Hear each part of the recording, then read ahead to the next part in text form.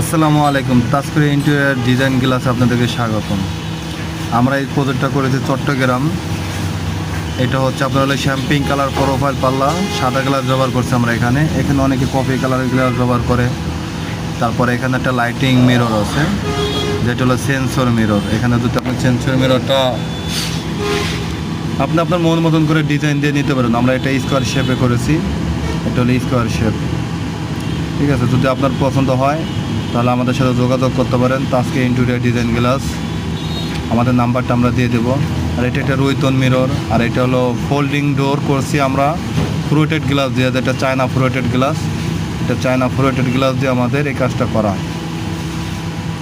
এটা আমরা শেষ করেছি গতকাল চট্টগ্রামে, গতকাল এটা শেষ করেছি। তো ভালো থাকবেন, সুস্থ থাকবেন। আল্লাহ হাফেজ, আসসালামু আলাইকুম।